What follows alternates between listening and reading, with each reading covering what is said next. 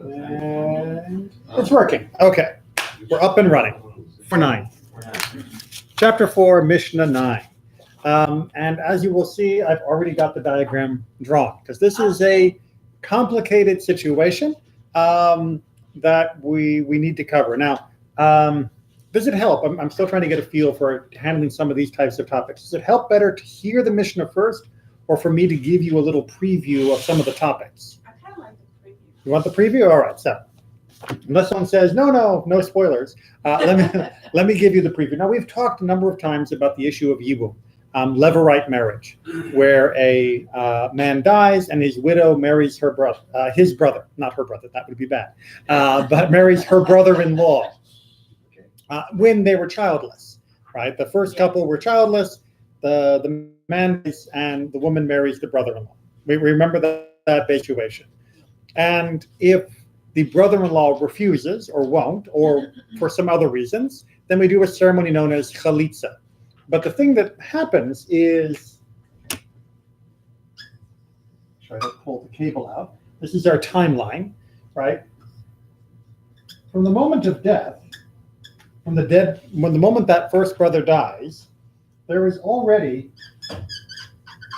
pardon the squeaks, right? There is already a betrothal until it is finally consummated, and then it is a normal marriage. Except that the kid will be considered the child of the dead husband. So what this means is, let's imagine you're on Sunday afternoon, and all of a sudden Sunday afternoon your husband drops dead. From the moment he's dead, right, hits the ground and he's gone, you are already engaged. And remember, in Judaism, betrothal is like if you were to sleep with someone else, it's called adultery, right? So as the moment he drops dead, you are already engaged to the other brother, right? It doesn't matter whether you have agreed on this. It doesn't matter whatever. You are in automatically a status of being engaged until either you are together, which is the consummation, at which point now you're married and we go forward, or until they do chalitza, where he says, no, not going to happen, and then you break it off and you go your separate ways. That creates a certain situation that the rabbis didn't like, because it basically meant the widow would go, oh, look, my husband's dead. I'm going to go over to my brother's house on Monday, and we're going to have sex, and now we're married. And technically that's true. And the rabbis were uncomfortable with that arrangement. And so the rabbis introduced something called a ma'amar, that there has to be a verbal declaration that this is what's going to happen. Now, it doesn't... From the husband's side? From the brother-in-law, right? From the brother-in-law. And then we get on with the rest of things. But there needs to be more than just jumping in bed.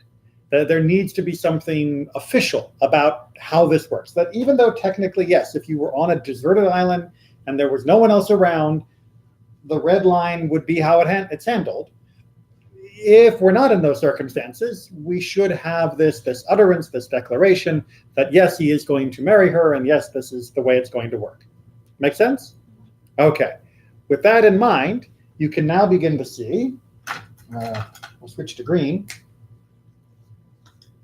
that we have a couple of different time zones of before and after different things have happened. I mean, we have over here when everybody's still alive, and we have over here when everyone agrees they're married. And then we've got the regular time when it should be just normal betrothal, but now that normal betrothal is being interrupted by this declaration. And does that change anything on either side of the declaration? That's the issue that we're dealing with. So it's a very narrow window of time, at least presumably. This is not supposed to be lasting for years. That was the rather unusual case of the story of Judah and Tamar, where Judah was like, all right, so my second boy died. I'm just going to keep you in this state until I finally get around to letting you marry my third son, which may be never, because I don't want to risk it. And that's why, by the way, Tamar was stuck because as soon as her second husband died, she was already betrothed to the next kid. And it didn't matter that he was underage. She just had to wait until he was old enough. And then when he was old enough, Judah still wasn't arranging a wedding. So that was the issue there. Make sense?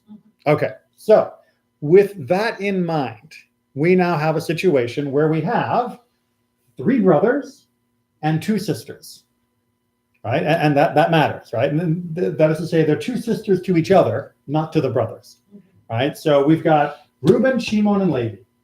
Reuben is a brother of Shimon, and Shimon is a brother of Reuben, and both of them are a brother of Levi. So it's just 3 guys from the same family. Good? Okay. Another family has 2 girls, Rivka and Sarah. Now, Rivka likes Reuben, and so they get married. Sarah likes Shimon, and they get married.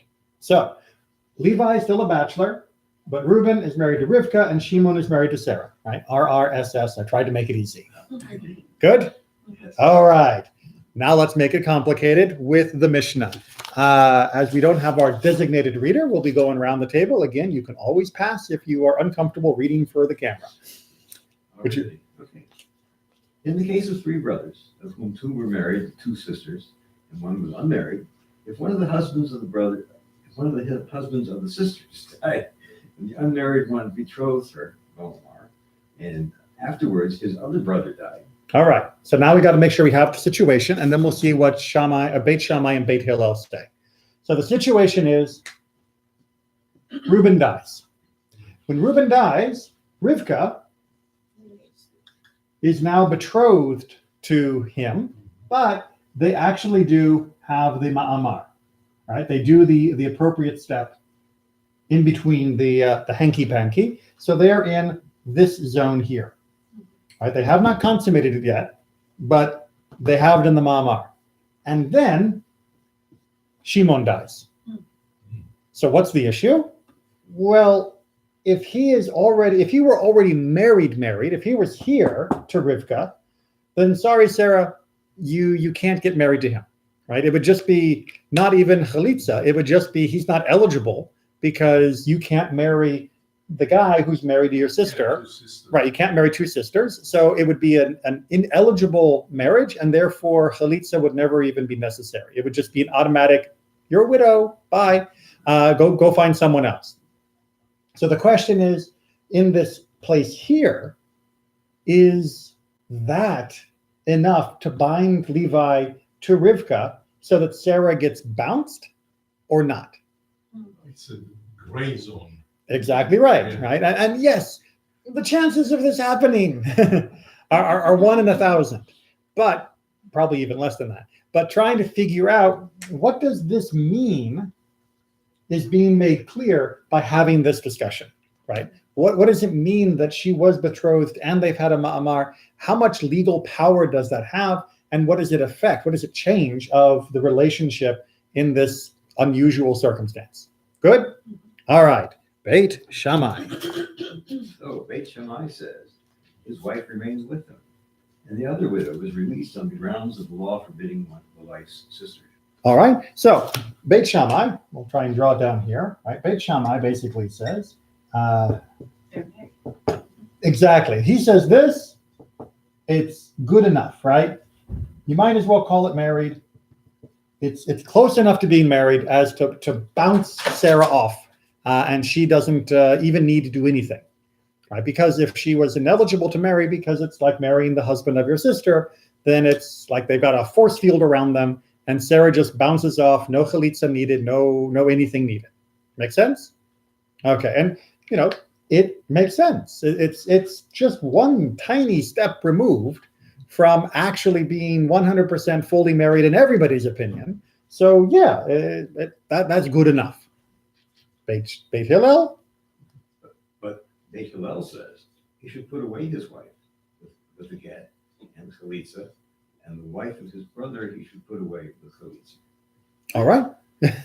2 of them? Get rid of them. That basically, that this creates they get jammed, right? You have the one coming in right here, and then the next one comes in, and the net result is they both bounce, right? Because you had this like merger, they neither one will then be his wife.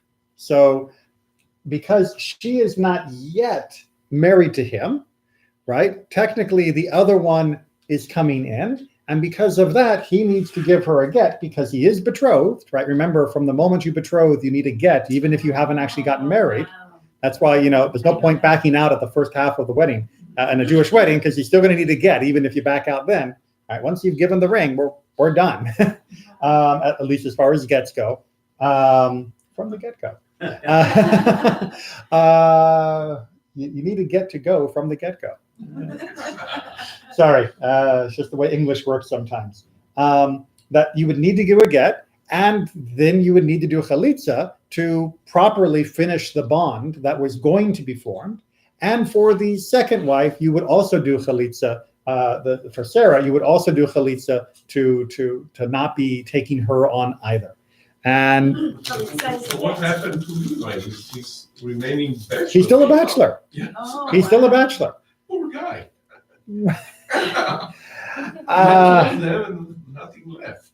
Well, he didn't have anything before. I mean, you think he was excited about marrying his brother's wife? So who won this argument? Beit Hillel, unless we hear otherwise, is the winner. Is the winner. Right. Oh, Yeah. my So- goodness. Just out of curiosity, what happens if you die and don't leave any brothers, but then your parents subsequently have a son? That is not the case. The betrothal has to kick in when the widow becomes a widow, right? So if they have another child, there's no obligation for the new child to marry the widow. And I should also point out, the age difference would probably be insurmountable. Yeah, Right. I was thinking. If I'm 25 years old and I die, my wife is going to have to wait until my kid grows. Sorry, my brother, who hasn't even been born yet, grows up to be what? Another 19 years. So yeah, she's only has that betrothal kick in when there's somebody to betroth her to, Right. not a possible betrothal later down the line. Which, by the way, is also why if she remarries, she's not committing adultery, even if they have another brother later. So yeah, the bond has to be created at death, not later. But technically, he would, if for some reason they were able to do this 19 years down the road, would he be able to have kids for his dead brother? Okay. So let's take the example of the most extreme variety. Let's imagine that that somebody is, on the wide end of the child distribution spectrum, and so the oldest kid is 20. He gets married and dies the first day of his wedding. Right after he got married, he's dead. So it's the youngest possible widow you could imagine, and he has a little brother that was just born last week. Oh, wow. Right, so hasn't even had his first birthday, and that's the youngest brother he's got. Or all the other ones in the middle died or something, or they were all girls. So it was one boy at the top, one boy at the bottom. The widow would be bound to the 1-year-old, Right. and then yes, the expectation would be to have him grow up, or to do chalitza, and to free her to not marry that particular kid. Who can do the chalitza in that situation? Well, you would have to wait for him to get old enough to be able to do chalitza. So, 13. yeah. Yeah. Oh, wow. yeah, it's still a long time. Which you want to look at you always want to look at the other person's family before you get married, Oh, yeah. just in case. But yeah, that would have been the situation. At least I haven't heard of chalitza ever being done on behalf of a minor, but it's not something that I've had to come across, because most Jewish families nowadays are so small. A lot of people only have one son and one daughter or something. So this situation does not come up very often in my own personal experience. So, God, could you imagine you caught up in the middle of a mess? well, nowadays we never do yibum anyway. Yeah. Only in the most extreme circumstances would even any contemporary community do yibum, but they do chalitza in all cases. But in terms of chalitza for a minor, I can't swear 100% because it's not been in my experience. And I haven't studied that section of halakha because it's not in my experience. As far as I know, chalitza involves just, I think, the woman that is refused to be married. Well, technically, he makes a declaration, Yeah, and then she responds to the declaration. she And that's spits on him or something. the shoe and the spitting is the most famous part of the ritual, but technically he's the one who initiates it. Technically, but like many other things in Judaism, it can be technically, but still done in different ways. So they still have to wait until 13 or maybe then I'm 5 years old. No. Because legal decisions by minors, right, legal decisions by minors aren't binding. If a 5-year-old has inherited $50,000 from his family, he can't like make an agreement to buy a piece of land. Someone else would, in American law, someone else would have to make that agreement on his behalf. So anyway, that is our unique and wonderful situation. And because of this, we end up with a almost proverb at the end. This is the case in which they said, woe to him because of his wife, and woe to him because of his brother's wife. Right? Because as you guys both all said, whoa, this is terrible. Everything like ends up with nothing. Yes, there is such a situation where everyone is out of luck, right?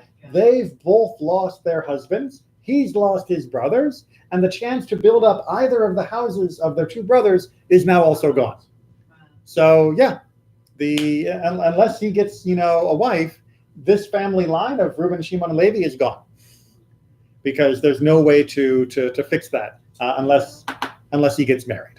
And it's all because it's in that time zone.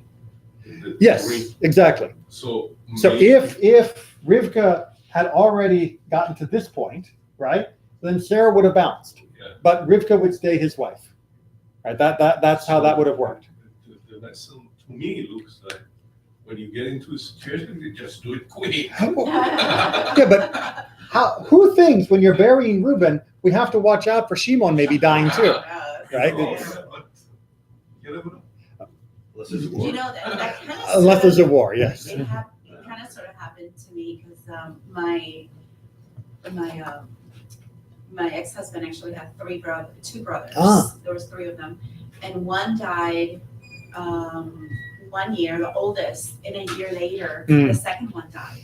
Yes. Both heart attacks, and they were 37 years old. I mean, they were Wow, that's young to be. very young, Yeah. and so I was afraid. And then did the third brother go get No, a lot of?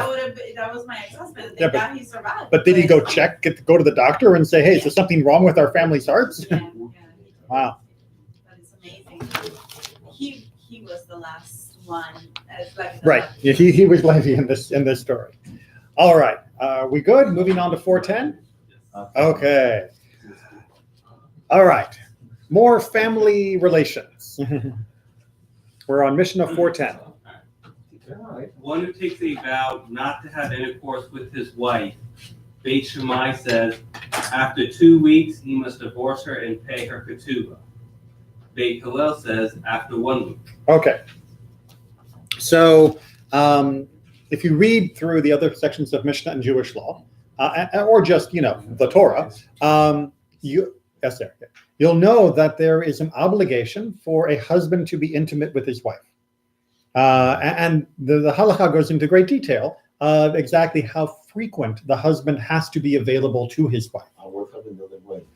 So if the other way, well, so you have to remember the power balance meant that if the husband felt the wife was not available often enough, he could divorce her. But the question was, because he could divorce her for the toast. So he can divorce her because he doesn't like her new haircut. I thought that he need to have a grant. That's Beit Shammai. Beit Hillel, who wins, says no. If whatever reason a husband wants, can divorce. Now, obviously, we teach people that they should treat divorce seriously and never do it for frivolous reasons, and that people should try to reconcile and make peace, et cetera, et cetera. But if the husband feels that he has grounds, the court doesn't prohibit him from divorcing. The court will allow him to divorce because ultimately the Torah says it's the husband's decision. But for the wife cannot initiate the divorce proceedings under Jewish law. The husband has to commission the writing of the get and have it delivered. So therefore, we need the Beit Din to know when it can hear a wife's plea and then lean on the husband to make him do the right thing. So if the husband makes a vow and says, I will no longer ever have sex with you, which basically means that the due that she is getting, right? She is supposed to be able to get food from him. She is supposed to be able to get support from him. She is supposed to be able to get sex from him. That is considered to be one of the three things that the Torah mentions, and one of the three things that are her rights as being a wife. And yes, by the way, Judaism does believe that women want to have sex, as well as men also want to have sex. It's just American puritanical, ideas was that women never were interested. Judaism is not of that mind. So if he says, I'm never with you again, it's the equivalent of saying, I'm never going to give you food again. He is starving one of her needs. And therefore, the sages say, well, how long do we let that go on, right? If he says, I won't be with you for a week, if he says, I won't be with you for 2 weeks, is that so much that if she comes to the court, we can say, yeah, divorce her. If that's the vow you're making, then you might as well divorce her, because that is breaking what it means to be a husband. And they had means to make him agree with the rightness of their opinion. They could Beat him. well, eventually, yes. Usually they would lean on him to say, look, you will not have any honors in the community, or no one will do business with you in the community, or you will meet my fist. They had different scales of ways of convincing him, of forcing him. Israel, they put them in jail. Only in the most extreme circumstances. Yeah, in fact, in Israel, I don't think they do it quickly enough. They allow the agunot situation to linger much longer, and it's a huge problem. I mean, not in terms of numbers; it's only a few thousand, but still a few thousand women who are trapped to people who are going on with their life and she can't. That's a problem that needs resolution. In Israel, unlike America, they can use the jails. Right? For me, I can't use the jails. Right? If I have a congregant whose husband won't give her a get, I can't throw anyone in jail. I can't beat him up. Or I could beat him up, but I'll go to jail, right? And if I told, all right, nobody give him an aliyah anymore, I don't think he's going to start sweating, right? That's not going to break him. And if I tell, all my congregants don't do business with him anymore, like, well, what are the odds that they do a lot of business with this guy? So we've lost a lot of the levers in America and other parts outside of Israel, but in Israel they still have fines and penalties and jail that they can use. And I think that Israel should make the most of that. That if the person has gone ahead and gotten a divorce civilly, Israel, if they're going to use religion in the law for anything, they should use it for this. They're more than willing to use religion for other parts of Israeli life. It kind of bothers me that they won't use it for this. If you're going to have religion in the state, use it at least for some good. And which argument they use against a Shammai in a divorce case? Because for me, it makes sense that you don't want to make something so important as a get that you break a family as a banality. Mm-hmm. So, which argument Hillel used so powerful to win the discussion with the Shammai? So, for Shammai's position was adultery, right? Sexual betrayal. That was it. That's the only one. That was the only thing that he suggested should be grounds for divorce. If it wasn't that, then nothing. Once you say, yeah, but what if, she is wasting all the money, right? What if she's not nice to the kids, right? What if, she's not actually doing anything wrong, but she's never home for him, right? Never around with him. As soon as you begin to give other things, which I think most of us could also consider would be serious problems, then exactly where do you draw the line of seriousness, right? That she's a bad cook is frivolous, but we're not happy together. That's serious? Or no, I don't care if you're happy, but it's only if they're mean. What qualifies as mean? Right? Once you say that they can be for any reason, it really has to be or once you have to say it's for a reason other than like adultery, it really has to be for just about any reason. So I'm surprised that no one else, because we saw many others' opinion, not only between the two schools, also there are others. Right. So, but they didn't happen another third opinion, fourth opinion. Oh, of course, there's much larger discussions, and if you go to Masechet Gittin in the Talmud, I mean, there's an entire volume of the Talmud about how a get is done and when we do gets and all of that, and there's great volumes of commentary on all of this. We could, but my point, Eduyot is not organized like that, right? Remember, Eduyot is not organized by topic. Eduyot is organized by who was arguing. And so that's how these particular opinions were collected in this volume of the Mishnah.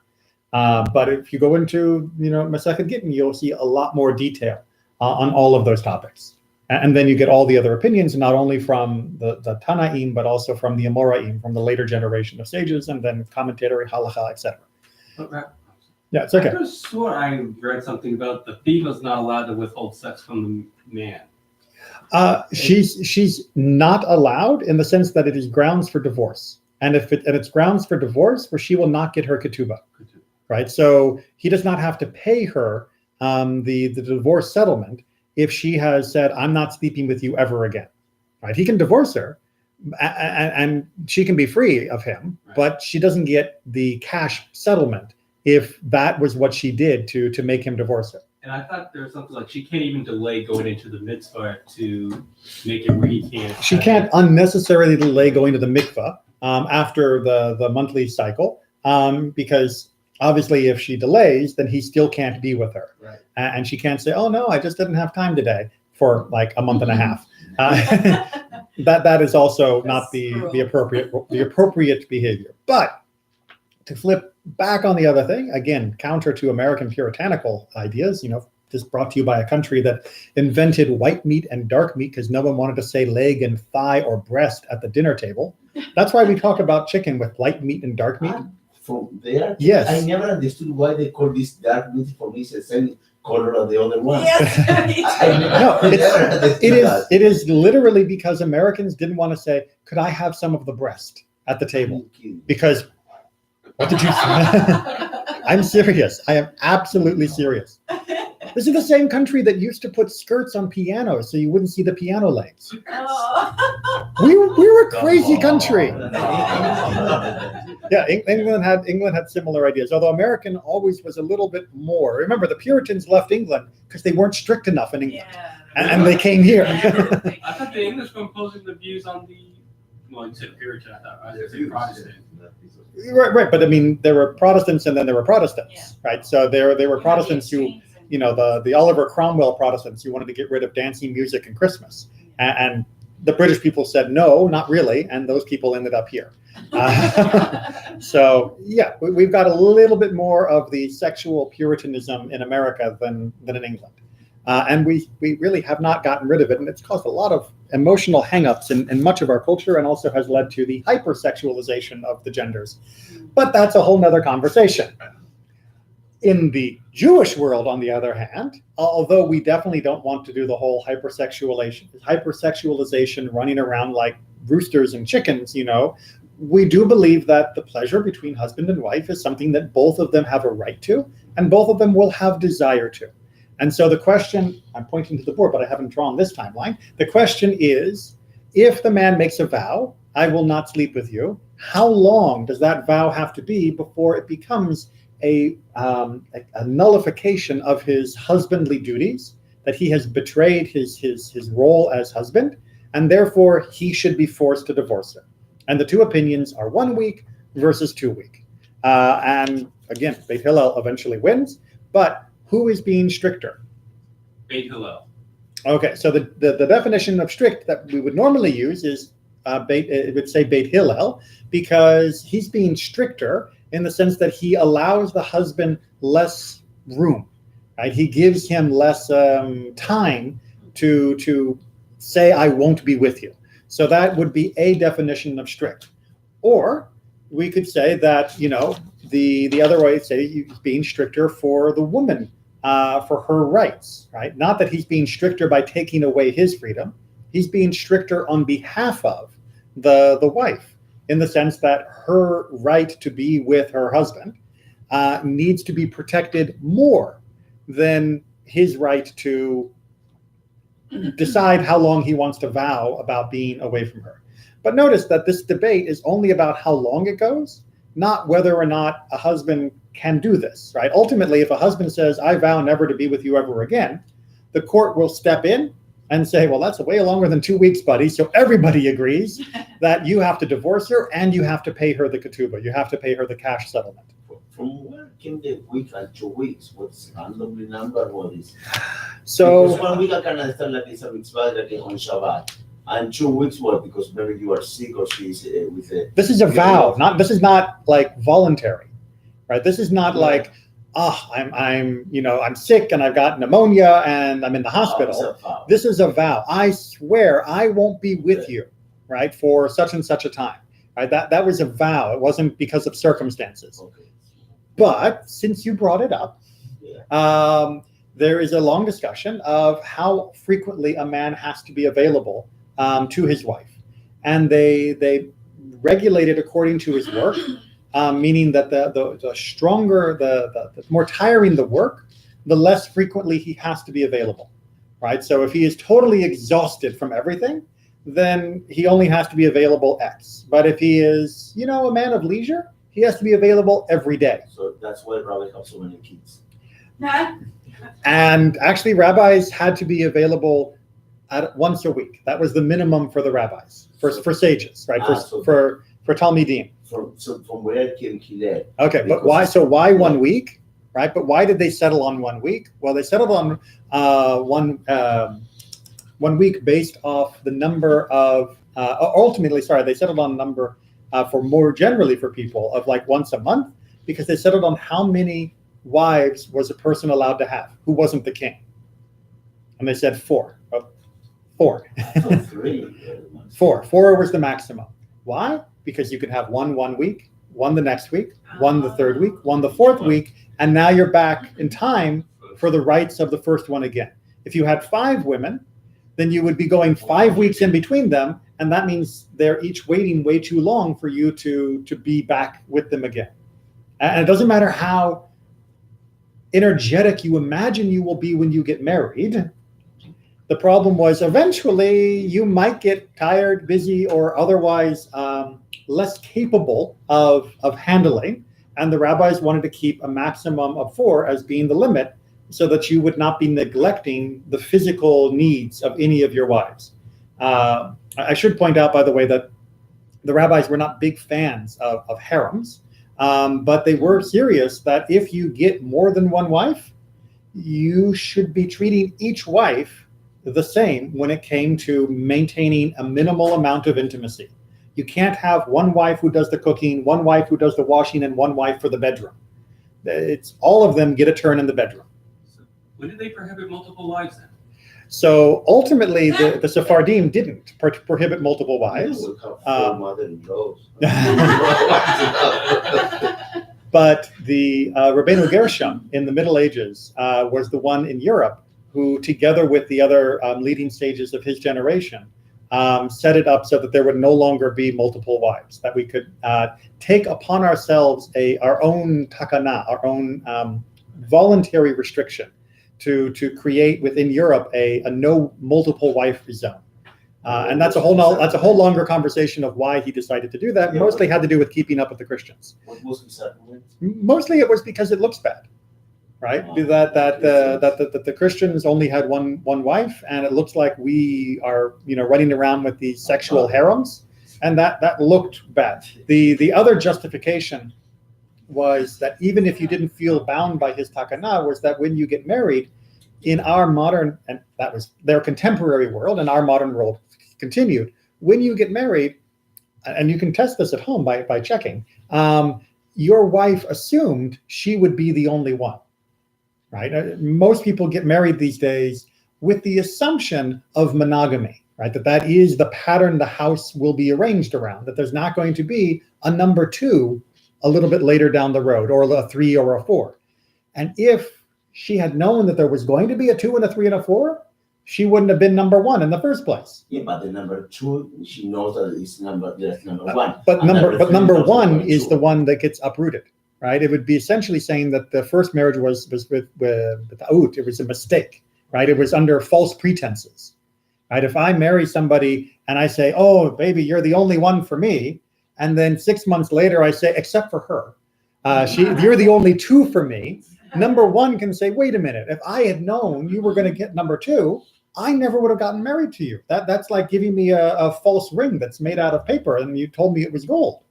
So why Shammai say 2 weeks? 1, okay, got it. And 2 weeks from when I can. Again, because there's a debate about how frequently the man needs to be there, right? If you have 4 wives, So 4 wives, for 2 months. Exactly. So that's So, a really long stint. but if you're deliberately trying to use this as a way to tweak someone, then you don't want to give someone that much time to be manipulative.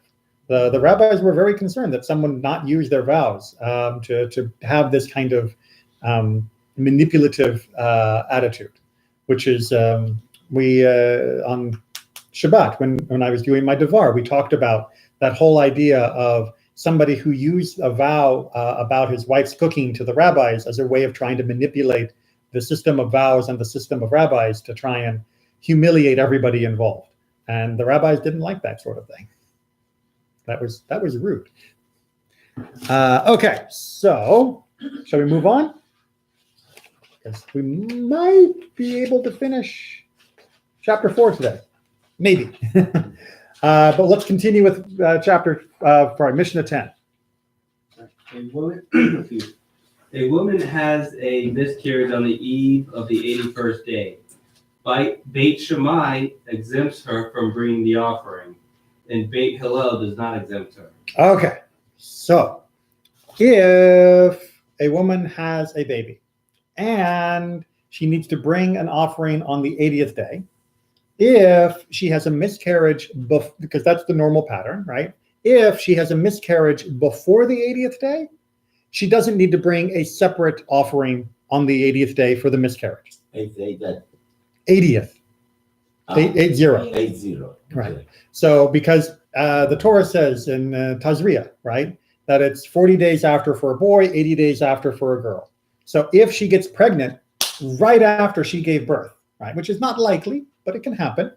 And if a woman has a miscarriage after a certain point, then she needs to bring a sacrifice as though she gave birth, right? And therefore, if she miscarriages while she's already waiting to bring one sacrifice, does that mean she needs to bring 2 sacrifices? And the answer is no. However, if she miscarries on the night of the day when she is supposed to bring the sacrifice for the first kid, we all got that math, right? So it's like Erev, tomorrow morning, I'm going to be bringing a sacrifice, and then she miscarriages during the night. But it's already the night, which means it's technically the beginning of the 81st day. So that narrow window, we're back in narrow time windows here. If it had been a miscarriage the day before, everyone agrees no new sacrifice. And if it had been a miscarriage the next day, everybody agrees you need a sacrifice. What about that narrow window? Beit Shammai says, nope, she's fine, right? The one sacrifice is good because after all, it's not like she could have already brought a sacrifice. The sacrifice still hasn't been brought. Therefore, it can cover both the miscarriage as well as the original birth. That makes some sense, right? Beit Hillel says, no, it's a new day. Just because she couldn't have brought the sacrifice yet doesn't mean that it's not a new day. And yeah, it's unfortunate and these things happen, but it's going to need its own sacrifice because that's a new day. And it's not exempted by the 80-day period because it's a new day. Make sense of the two positions have their own sense? Okay, onward. All right, I didn't think that one would get as much discussion. Part 3. With regard to the rules of tzitzit, fringes on linen sheets, Beit Shammai exempts, Beit Hillel does not exempt. Okay, so you've got linen sheets for your bed. Do they need tzitzit? No. Nowadays, all of us would agree, no, right? 1, we don't wear it as clothing, right? And 2, linen and wool, because the tzitzit were usually wool, we don't mix linen and wool, right? It's what's known as shatnez. We don't do that. That's Beit Shammai's opinion, which is sheets aren't clothes, and especially because there's this doubt, we're not going to mix linen and wool unless we know that it's a commandment. Beit Hillel takes the opposite opinion and says, actually, if we're commanded, then absolutely, if I have a linen garment, I do need to put tzitzit on it, which is, by the way, why you could technically get a linen talit. If you have a linen cloak, just like any of the other talitot that we use, it needs tzitzit, which is why we don't make clothing like that, because then we would obligate it to it. And generally speaking, we do tend to avoid mixing linen and wool, even if we would be commanded to do so. And Beit Hillel points out, in their day and age, probably not ours, in their day and age, sometimes people did wear the sheet, right? Yes, it might generally be the sheet that you put on the bed, but it's still a large piece of cloth that you could wrap around you. You guys never heard of a toga? So Beit Hillel says, even though it's not normally considered clothing, because it could be considered clothing, we attach the tzitzit. Now, nowadays, when our sheets are definitely not clothing, right? I've never seen someone walking around in a sheet in my life. We don't obligate them for tzitzit. So don't worry, you don't have to go home and drill little holes and tie the tzitzit on them. I thought that we don't have is because the same way that we don't have mezuzah in the bathroom or the shema or anything in the bed, because in the bed you do sex and you don't want to do tzitzit, that is a more pure, more connected with God, with something that could be impure. You're a farmer. You lived 2,000 years ago. Okay. What do you wear? What's your clothing look like? Like a cloak, right? It's like a tunic, right? So there's like a sheet with a hole for your neck, and it's maybe sewed or tied around the waist. And then you go to take care of your cows, right? And you're shoveling what the cows drop because you need that for the fertilizer or fuel and all those things. Do you think your tunic has tzitzit on it? Absolutely yes. Absolutely yes. Right? And you're that same farmer. And you're out, and it's time to go to the bathroom.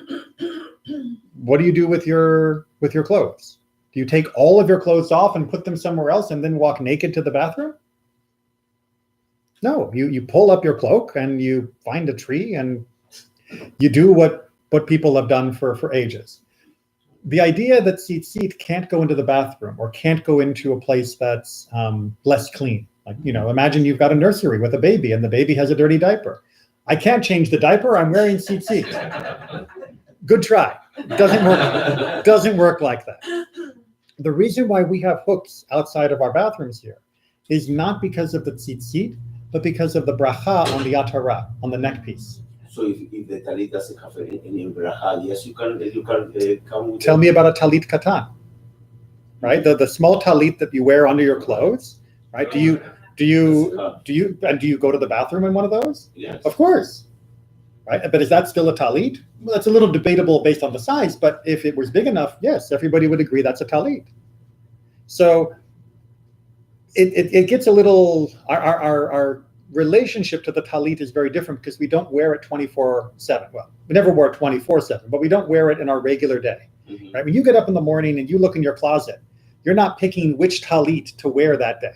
Because all of your clothes, well, they probably look nicer than mine, but they all your clothes are the style where there are, 2 legs and there's a shirt with buttons or things like that, or maybe a t-shirt and sweatshirt or whatever. Nothing you own is a 4-cornered tunic, unless it's like maybe a costume or something. So we don't think about a talit the same way. We think of a talit just as a ritual object, just as a sacred object, because we have preserved the talit for only that reason. Because we don't preserve it for fashion. Because the fashion moved on and left the style of clothing behind. And we said, well, I'm happy with the new style of clothing, but I'm not going to give up wearing tzitzit. So I'm going to deliberately buy myself a garment that I'll wear so I can have tzitzit. But since I'm only wearing it so I can do that mitzvah, I'm not going to wear it all the time, because God never told me I have to wear a garment that has 4 corners. God only told me, if you wear a garment with 4 corners, put these fringes on it. And so we've ended up relating to the talit like it's purely a religious item, when in fact it was supposed to be just a garment that we then made feel religious by putting tzitzit on it. But now it feels only 100% religious. And so we're not quite sure how to handle it. And that's why, yes, a talit would have been in the stables, working out with the horses and all of that stuff, and cleaning diapers and all of those things. Tefillin, on the other hand, absolutely not, right? Tefillin, you have to be in a pure mind and a pure body for while you are wearing them. So you're not going to the bathroom while wearing tefillin, God forbid. Of the brachot, any of the brachot you cannot do in the bed. Correct, right. Which is or you can you cannot read or some book. Or Yeah. Exactly. You don't keep a copy of the Mishnah or the Torah sitting next to the toilet. Exactly. That's where you read the secular books. There's a great I don't know if it's true or not because it wasn't said in his own words, but the Vilna Hagaon, people ask, well, how did he learn so much science? Because if he was studying science, then that means he wasn't studying Torah, and wouldn't that be a waste of time? Which, by the way, no. The Talmud says that the rabbis needed to know science to be able to know halacha. Right? You don't know how to handle animals unless you've studied animals, for example. But the answer that was given by this particular community was, he studied science in the toilet. Right? He used to sit in the toilet reading Copernicus. You know what I told Rabbi? Many of the big rabbis still today, also Stenzer and all that, you see how you know so much of everything. Those people, they had insomnia. They have problems sleeping. No, really, I'm not kidding. So what happened? Because they don't sleep a lot because they have problems naturally. So they have more hours in the day to study and to read. Right. So that's why, because everyone say, how can someone like Stenzer can read and write so much? And that's the reason, because instead he sleeps maybe 3 hours or 2 hours a day because he has an insomnia, like natural insomnia. That's kind of a tragedy, though. But in other hand, it's a tragedy that you can use in your favor. Perhaps, and at least but that was a choice, because he could have stayed up all night and just read stuff on the internet, or played video games, or read romance novels. But yeah, I mean, it's if you always have a curiosity, then you can learn a lot of things in your meantime. Nowadays we're blessed; we have more avenues to learn than ever before. I enjoy driving now. When I was a kid, I didn't enjoy driving; it was boring and pointless. Now I enjoy driving because I can put podcasts on and I can hear something that I wouldn't have another chance to hear, because that time in my car, I don't have anything else I can do except watch the road. Or book on tape. Or books on tape, exactly. So we're lucky. Okay, number 4. This one also maybe won't be too complicated. A basket of fruit set aside for the Sabbath. Beit Shammai exempts it from tithes. Beit Hillel does not exempt it. Okay, so tithing. If you're just snacking on food, right, that's not really set up for a meal, you don't have to make sure that it's been tithed. Right? This is why you're allowed to eat a cucumber in the field and not have to worry about the tithing. But once you have gathered them all together and you're going to pickle them or use them for cooking or something, then that's where you have to make sure the tithe has been taken. However, everything you eat on Shabbat has to be tithed. So here we get our special time overlap. If I have said this basket is going to be my Shabbat food, can I snack from it before Shabbat or not? On Shabbat, I know I need to have the food tithed before Shabbat happens. But it's not Shabbat yet. Does the snack food take on the Shabbat requirement? Or does it stay like tithe neutral until Shabbat actually begins, even though I've declared it as being pre-Shabbat food? And that's what the two opinions are debating about. Beit Shammai says it stays pre-Shabbat neutral because it's not Shabbat yet, right? The time of Shabbat hasn't caught up to the basket, so therefore the basket is still just a basket. And Beit Hillel says, no, you have brought Shabbat forward and stretched it over this basket early, and so therefore anything from it has to meet the Shabbat requirements of tithing. It's according to what you design, how you design and you think about the option. Right. What is the goal of the objective of the option? Right. And again, if it's for Shabbat, so you need to treat it as a Shabbat. And again, nobody forced you to make this declaration, right? You could have kept the food undeclared right up until the moment before Shabbat, and then said, oh, quickly, tithe, and this is now what I'm going to eat on Shabbat, right? But if you are going to stretch the concept of Shabbat over the basket early, then you need to stretch all of Shabbat over it. Make sense? Yeah, that one, like I said, not too complicated. And I'm beginning to think we're not going to make it all the way through. But we'll see. Actually, with number 11, we might be able to get through it. Zip, zap, zoom. Chick-chack. One who vowed to keep a longer Nazirotship than ordinary, and he completed his Nazirotship and afterwards came to the Holy Land. Okay. I should have done a preview. Okay. So here is the preview after the beginning. It's a flashback. Nazirite vows, right? When someone makes a Nazirite vow, they are obligated minimum of 30 days, or they can choose longer, to make the vow longer, to not cut their hair, to not drink liquor, and have any fruit that's like grapes, and to not become ritually impure. Right? So those are the main biggies of a Nazirite So vow. what about sex? It's sex with somebody that's not ritually impure, yeah, you're fine.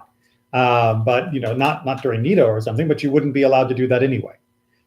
So Nazareth, yes, they are allowed. yeah, they're allowed sex like regular, as long as there's not some reason to believe that there would be ritual impurity, no irregular emissions or even the regular monthly emissions for the woman. How is it possible not to be commercially impure though? It seems like everything makes you impure. No, except the entire world outside the land of Israel. Right? So that's the big problem for this particular Mishnah, which is Florida and Georgia and everything else in the world are ritually impure except for the land of Israel. Right? There is a presumption that the whole rest of the world is in a doubtful case of purity because who knows where the bodies are buried, because no one was keeping track of that. In Israel, they kept track of it. That was the presumption, but no one else keeps track of these things.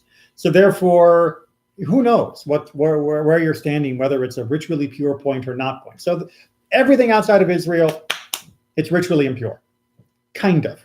It's what's known as derabanan, right? The Torah never said that, but the rabbis made a very logical deduction that pretty much the rest of the world couldn't be counted on because who knows.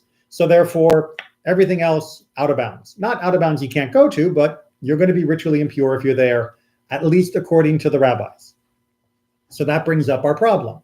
If I'm a Nazirite and I make my vow when I'm in England, and I finish my vow in England, and then I come to Israel, according to the halakha, you have to repeat your vow in Israel, right? Because you only sort of kind of did it when you were in England, because you were sort of kind of ritually impure in England. When you come to Israel, now you can do it properly, so you have to do it properly. And everybody agrees that for a normal Nazirite vow, that's the process. You do your version in England, you get to Israel, you do it again. Done. But what happens if you make a vow for 60 days? Right? That's twice as long as a regular Nazirite vow. When I get to Israel, do I have to do a 60-day makeup or do I do a 30-day regular Nazirite vow makeup?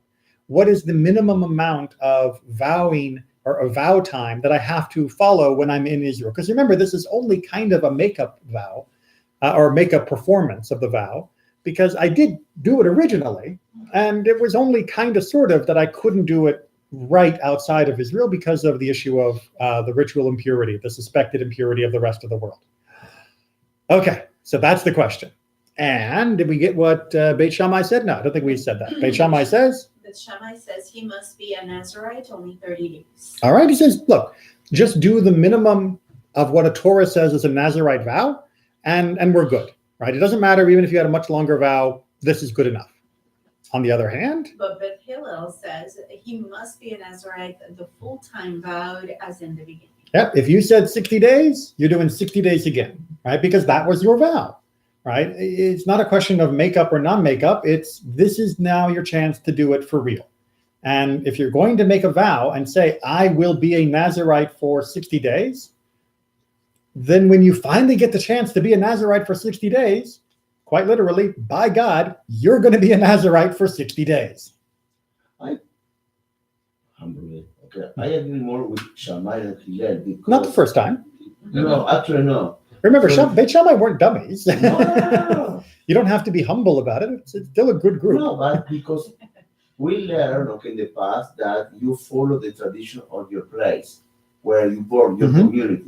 So if the guy from England, his house, his community is England. Right. So if he started the Nazarite in England and went to Israel for visit, okay, he need to follow the time and the Mhm. clock of England. So it's to complete the 30 days, not to start again because you follow the tradition of your place. Okay, but did he really do it? You're right that he followed the custom of his place to keep the Nazirite vow as best as he could in England. but was that really fulfilling his vow? Right? A Nazirite vow is not determined by location. The Torah tells you what it is. So your geography shouldn't really matter. And yes, you couldn't really maybe fulfill it, d'Rabbanan, and therefore perhaps what happened in England wasn't sufficient, and that's Beit Hillel's opinion. And therefore you never actually did your full vow. Right? Yes, it felt like you did your full vow, but you didn't really. And therefore when you get to Israel, you're still on the hook. You haven't fulfilled your vow yet. But if only in Israel you have the purity for everything. Mm-hmm. So also the Jews in the diaspora, we have problems. So what? So you don't do anything, you cancel Judaism because only the purity and the perfectly. Of course we still do. We still use the mikvah. We still do netilat yadayim. We still do many of the purity rituals. So we can do this with the Nazareth. So that's Beit Shammai's opinion.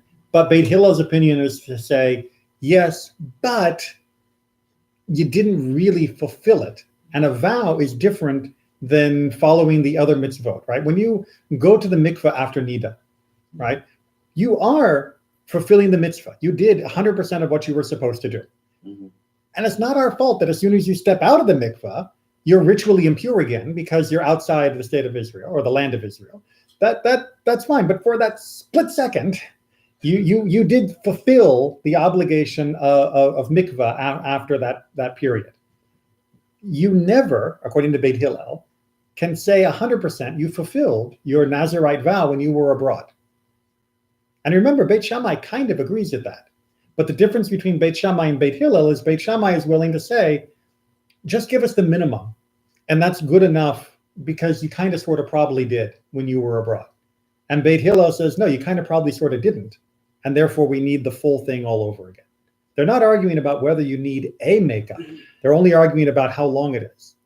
So Beit Shammai isn't saying if you did it in England, you're off the hook when you get to Israel. They're just saying you need it for less time. What would be the advantage of making the Nazarite vow? Personal spiritual growth. I know it's kind of a wild concept, but that's why people would take Nazirite vows. I mean, there are other reasons why they might do it to psychologically motivate them. The section of Sota says that when somebody sees the woman being disgraced because of her indiscretion, they will assume that this was because of alcohol, and therefore they will take a Nazirite vow of saying, I'm never touching that stuff.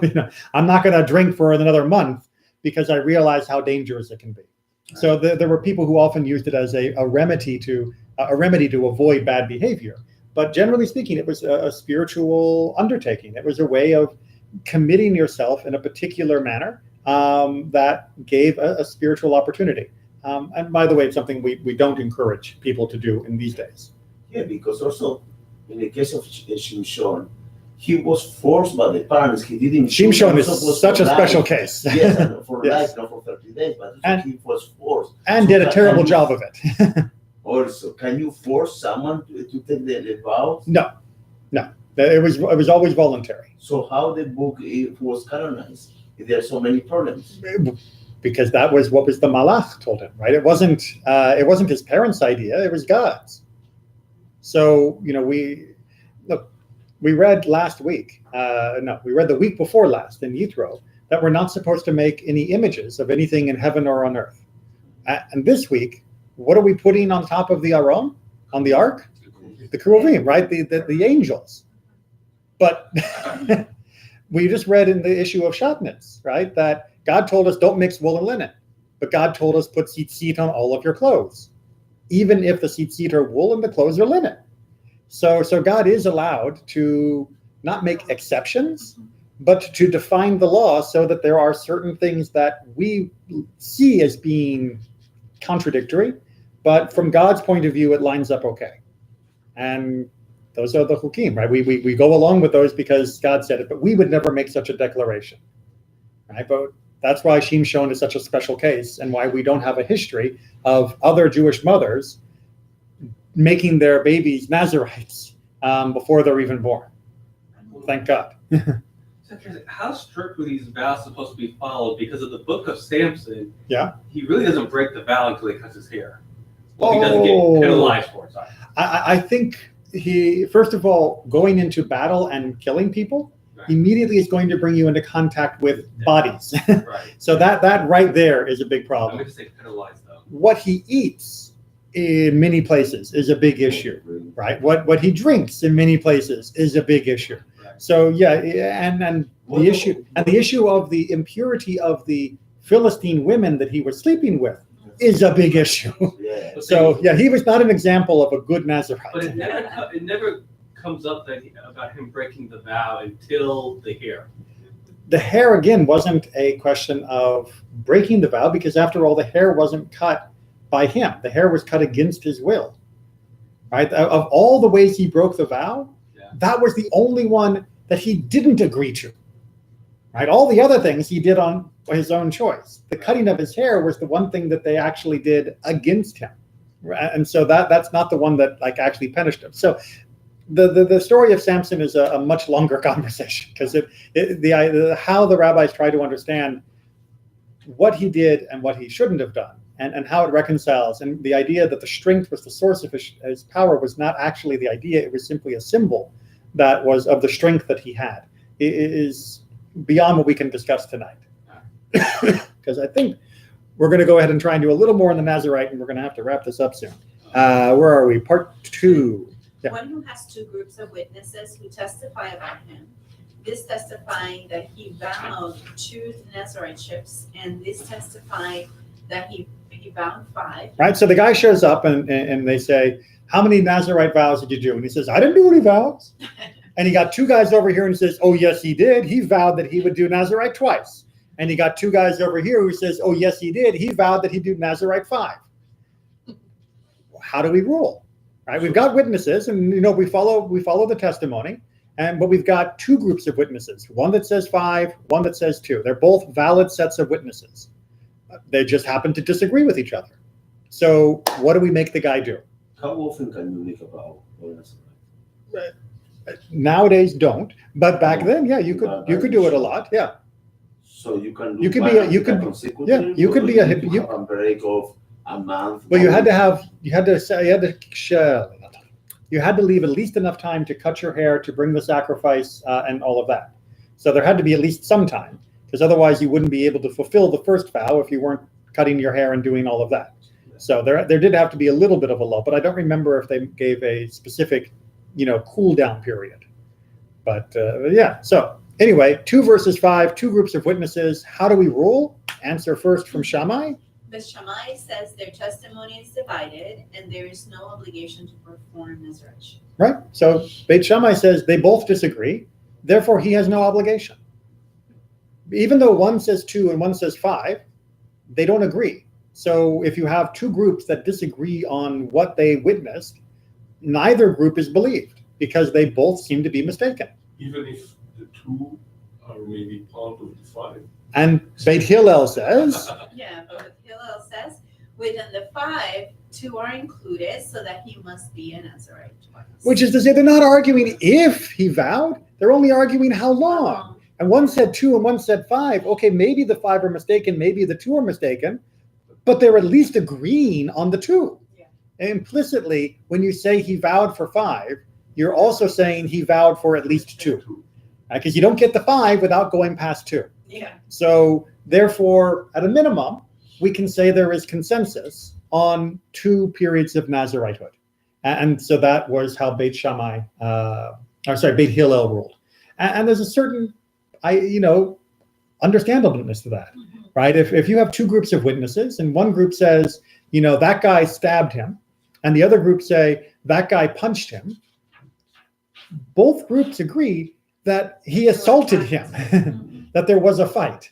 And you can't say, well, since one says stab, one says punch, I guess nothing happened, you're free to go home. When their agreement up to a point and then disagreement beyond it, I'll take the up to the point is what Hillel is saying, Beit Hillel is saying. All right, we are going to push on do 12 because I think it's time we finish chapter 4. And it's short. And it's back in purity issues, so let's go ahead and finish that up. Yera, 3 sentences. Oh, sorry, hold on. If we were reading in Oholot, the section of purity, then this would be much more in context. But we have to understand what the situation is here, right? So imagine this is a house, and then we have a roof, and then we have pillars. What we would call a patio in nowadays, right? So it's open in 3 directions, and then there's a wall from the house behind it, right? So you're under your veranda, but there's a roof and it's open. Now, generally speaking, this still counts as an ohel, as a tent for ritual purity, which means if there's a dead body here, everything underneath that portico is also considered ritually impure. We've got that basic idea? Good. What happens if there's a break in the roof? There's a crack down the middle of the roof. How big is the crack? Big enough that it's separate, that there's a separate gap, right? So now I've got a body over here, and I've got my stuff over here. So if it's big enough, it's like you have 2 rooms. So you have 2 rooms. So Precisely. Only the half of the body. Exactly. So in Ohalot, in the section of the Mishnah that deals with this, I'm going to erase my little arrows because they're going to get confusing in a second. That only applies to tents, though?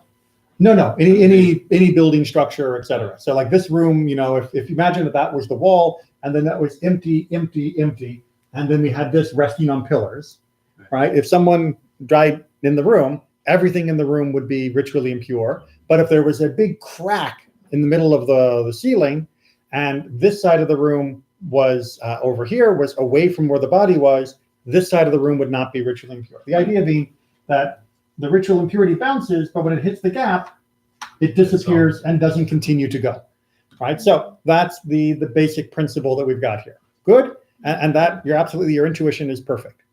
But what happens if there is a person right under the gap? Right under the gap. And the answer is? Beit Shammai says does not cause the impurity to pass over. Right. So he says, the person's, it's invisible, right? The impurity just goes right past you, up the roof, and gone, right? It's what are you, a roof? However, Hillel says, Hillel says, a man is hollow, and the upper side causes the impurity to pass over. Okay. He says, you know what? Actually, human beings, we have this thing called a rib cage, and that's like a tent, right? We are our own little building. Tent. Our inner tent, exactly. And so the impurity, let's change colors again so I can see the man different than the impurity lines. So the impurity bounces under the man and then up and contaminates the rest of the room. Right? You are a bridge. And because you have a structure, the impurity bounces through you. It's covered in your own little tent and gets to the other side. Now, in case you think that's a little, imagine, too many squiggles, but imagine we had set up a little, canopy underneath my porch, right? You would agree that if the canopy was under the crack, the impurity would definitely pass through the canopy zone to the other side of the porch and contaminate everything on the other side, right? It makes sense. So because this fills that gap. Connected sides. Exactly. It's like a bridge between the two sides. And get inside the canopy too? I mean this side as well? Yeah. No, I mean inside the tent. Yeah, I mean inside here, yes. Yeah. So it just fills the whole zone because this provides a bridge. And so too for a person, right? The question is, of course, if a person's big enough under the gap. If it's just totally enormous, then it's not an issue. But if you can fill the gap, then it transmits through you. Good? If there's walls all over the place, that doesn't make a difference then?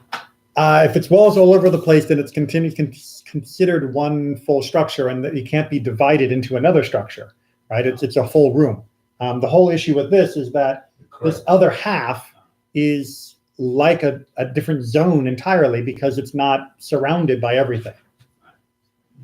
Okay, good. We finished chapter 4.